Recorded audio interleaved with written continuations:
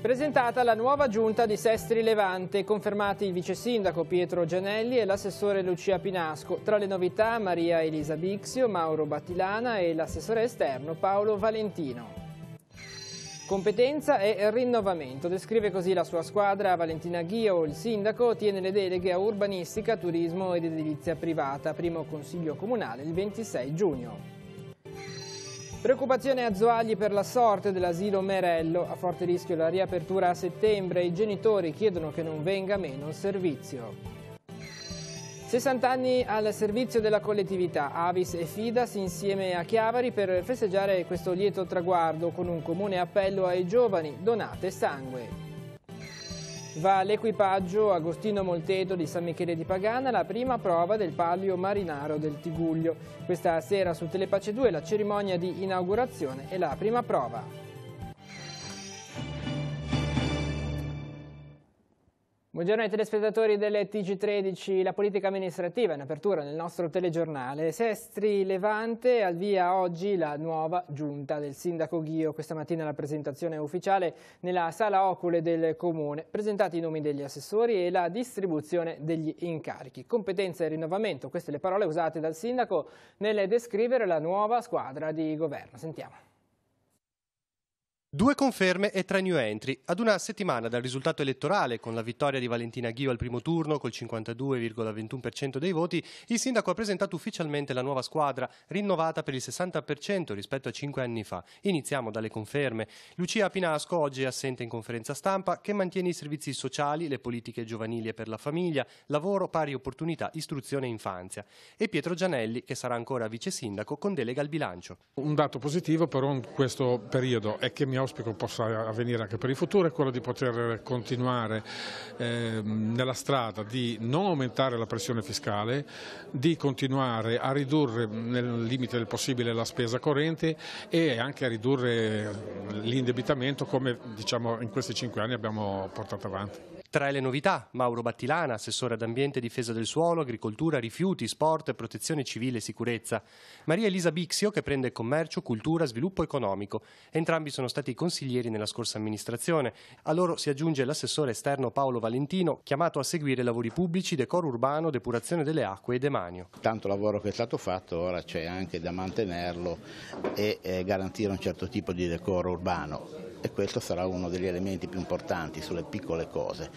Poi abbiamo la pratica molto importante del depuratore, che è una pratica che va approfondita in maniera più che opportuna, perché è un'opera che da anni si attende Sestri, ma bisogna farla bene e possibilmente garantendoci che non ci siano problemi. Sicuramente quello che abbiamo già proposto in campagna elettorale, le no tax area e i patti d'aria, poi continuare con la conferenza del turismo, a collaborare poi con le associazioni di categoria per cercare di dare una svolta al commercio a Sestri Levante. La pulizia dei sentieri, che può sembrare magari un aspetto marginale, ma che a mio modo di vedere invece ha ottenuto un grosso risultato, che è stato quello di coinvolgere molte energie presenti in città, associative e non, e quindi su questo vorrei appunto continuare sempre come prima.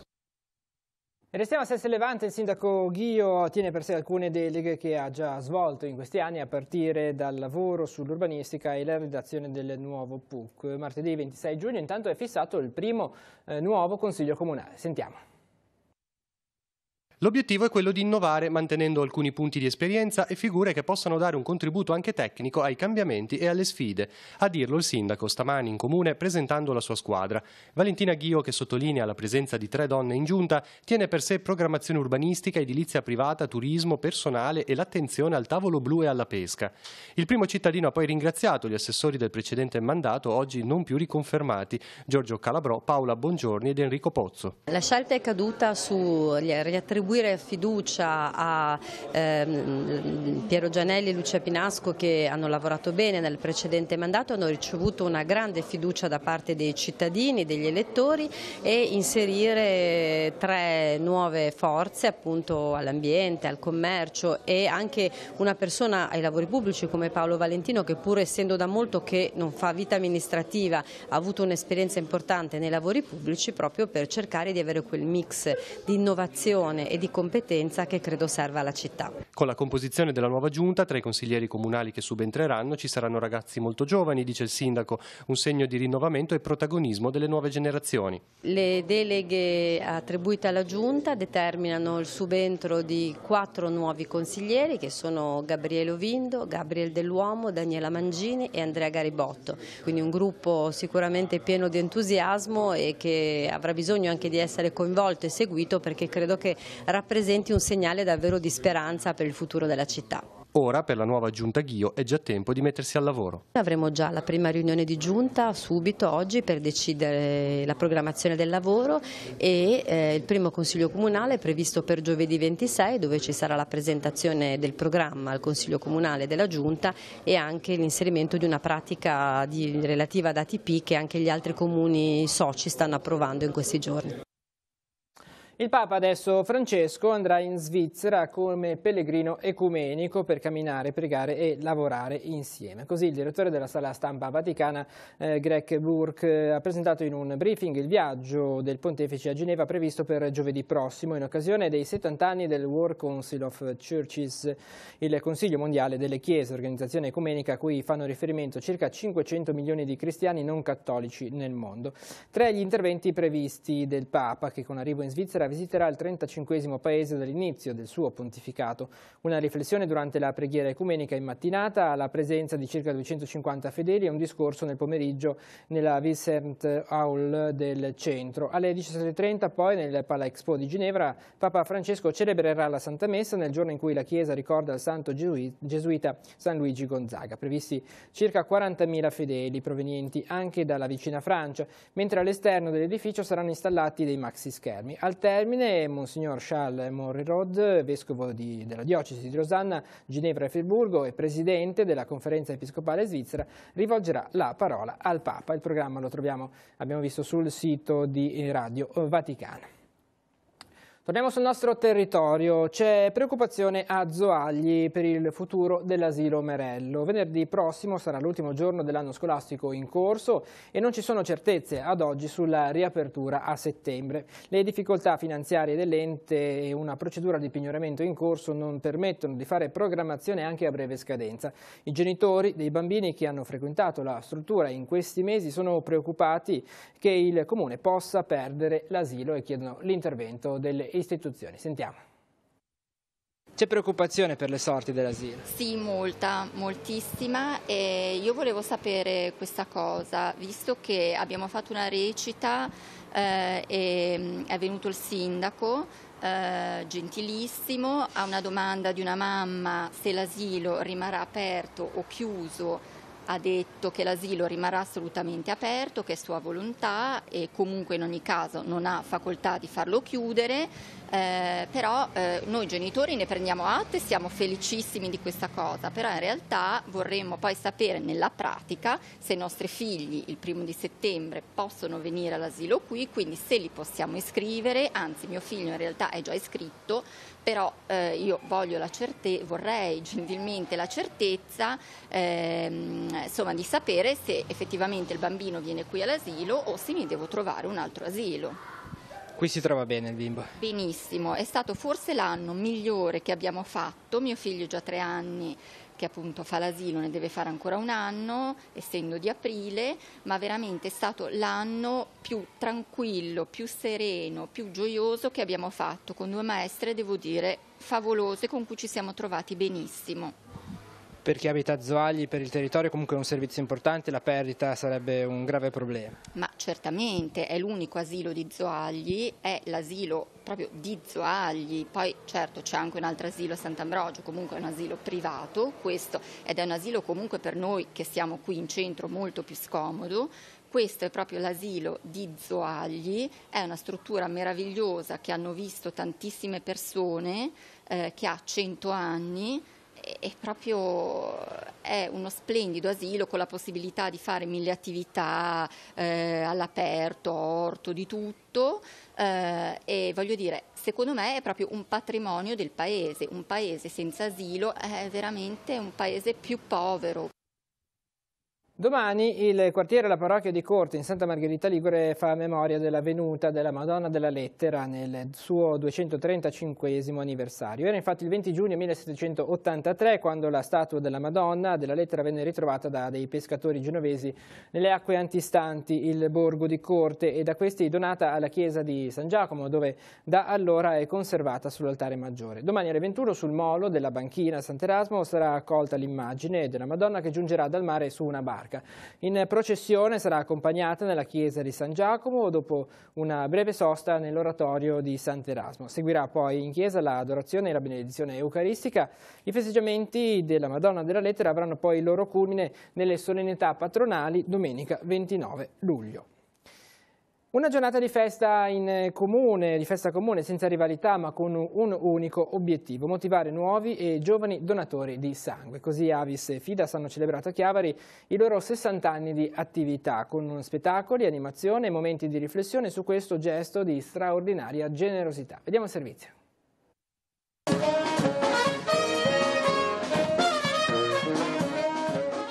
60 anni di Avis e di Fidas, certo un traguardo importantissimo, c'è qualche associazione in Italia più vecchia di noi, però comunque 60 anni sono veramente tanti. L'Avis nazionale quest'anno ne ha compiuti 90 e la nostra mission è quella di fare divulgazione sulla donazione di sangue, come credo vi avranno già detto gli altri. Siamo qua per questo questa sera, per ricordare a tutti l'importanza di andare a donare, di salvare delle vite, e però lo facciamo con un momento di festa, quindi siamo tutti qua insieme a fare festa. Chi volesse venirvi a trovare, chi volesse così informazioni sul donare sangue, come bisogna fare dalle nostre parti? Dove siete? Allora, noi ci trovate tutte le terze domeniche del mese in piazza con la nostra autoemoteca. Noi, oltre a fare divulgazione, raccogliamo anche il sangue, offriamo l'opportunità di donare a chi non può donare in settimana e ci sono le donazioni domenicali.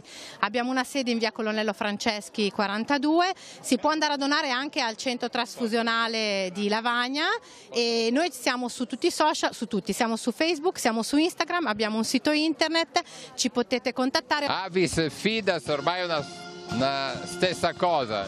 Sì, il tempo del campanilismo ormai è finito, sono diversi anni che noi collaboriamo, avevamo già festeggiato il trentennale, poi il quarantennale, adesso siamo arrivati addirittura a 60 anni di fondazione delle nostre associazioni. Collaboriamo sempre anche nelle scuole, ci dividiamo le scuole dove quando andiamo a fare la propaganda ai nostri giovani. Noi abbiamo bisogno di giovani, perché l'ho già detto e ripetuto, la Liguria è una regione di anziani e noi rischiamo di finire in Liguria in carenza di sangue, proprio perché ormai la popolazione ha sempre più bisogno invecchiando, ha sempre più bisogno di sangue e noi giovani abbiamo bisogno di loro. E vi ricordiamo che le interviste realizzate in occasione della festa dell'Avis e della Fidas a Chiavari saranno proposte questa sera alle 21:10 nell'ambito della rubrica Si può dare di più, in onda alle 21:10 appunto su Telepace 1 al canale 15. E il logo scelto dalle associazioni Avis e Fidas di Chiavari per celebrare il 60° di fondazione è stato realizzato da Ronaldo Chica, studente della quinta D dell'Istituto Caboto di Chiavari. Il giovane ha raffigurato una goccia di sangue con sopra sul numero 60, sostenuto da una mano, e a seguire le sigle dei due sodalizi. Il logo è stato realizzato con la supervisione dell'insegnante Sabrina D'Insanto. Per gli studenti del Caboto è stato anche un modo per avvicinarsi ulteriormente al mondo dei donatori di sangue. La linea adesso va alla rassegna stampa per vedere i titoli dei giornali in edicola quest'oggi. Ci rivediamo dopo per altri aggiornamenti e i servizi di sport.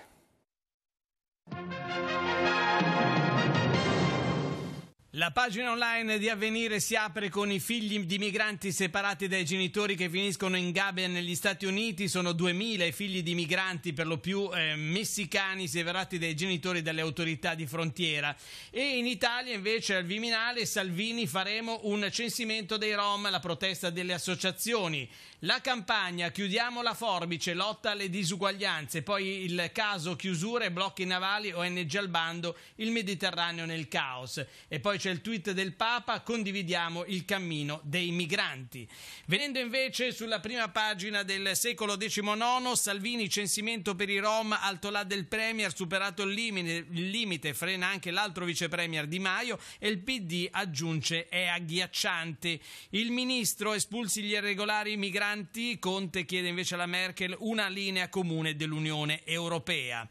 Turisti low cost in bus, battaglia in Liguria, nuovi collegamenti, Alassio annuncia una tassa, dopo Spezzino e Tiguglio la battaglia dei bus carichi di turisti low cost si accende ad Alassio che annuncia una tassa ad hoc. Parcheggi estivi, Santa è la più cara, tariffe fino a €2,50, vediamo nelle pagine del Levante, i parcheggi blu, le strisce blu sono d'oro, più ci si avvicina alle spiagge più la tariffa diventa salata, Santa al top con €2,50, quanto costa lasciare l'auto nei posteggi a pagamento più vicini all'Arenile della Riviera. E intanto c'è il free bus per coloro che vogliono andare al mare senza spostare l'auto, include i quartieri popolosi di Rapallo che modifica il percorso delle navette gratuiti, partono da via Laggiaro, resta fino a metà settembre il servizio nato per ridurre il traffico in centro, soprattutto con i grandi cantieri che interessano Rapallo. E poi c'è la passerella pedonale e invece nel porticciolo di Sestri Levante l'incidente di sabato non ferma i lavori, Sestri 2 giovani sono caduti sugli scogli, la sindaca e il ministro delle infrastrutture rispetterà la scadenza di fine giugno. La ditta che esegue l'intervento ha fatto sapere che servono ancora 15 giorni per terminare.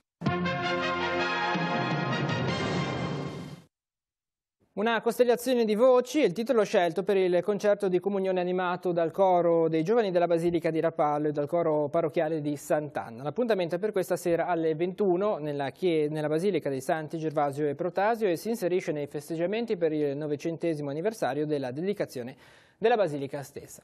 Andiamo adesso in redazione per gli ultimi aggiornamenti con Maurizio Garrefa. Grazie Andrea, un saluto a tutti. Parliamo del protocollo d'intesa tra il Comune di Rapallo e Iren Acqua, un documento che è in attesa di essere firmato, avrà una durata di 9 mesi dalla data di stipulazione e non prevede costi specifici. In pratica Iren si impegna ad effettuare idonee verifiche a monte delle infrastrutture dei reflui, quindi in proprietà private, in primis in corrispondenza dell'asta del torrente Cereghetta e secondariamente in altre aree urbane interessate da criticità che potrebbero causare ripercussioni sull'ambiente. Inoltre verranno intensificate le azioni di controllo con verifiche periodiche costanti su base settimanale, comprensive di prelievi e analisi delle acque, al termine del quale sarà stilato un report. Dunque una collaborazione sul tema dello sforamento dei parametri batteriologici in corrispondenza dell'immissione del Rio Cereghetta nel torrente Boate e del punto cosiddetto 76 ad inizio scogliera, con l'obiettivo di concentrare le attività di controllo ma anche assicurare il coordinamento delle azioni di routine correlati a sversamenti ed altre anomalie. Questo il commento del sindaco Carlo Bagnasco. È tutto, a te la linea. Veniamo così alla pagina dello sport. 2 splendide giornate di sole hanno accompagnato le battute iniziali dell'edizione 2018 del Palio Marinaro del Tiguglio. Nella cornice di Portofino e Paraggi si sono svolte la cerimonia di inaugurazione e la prima prova.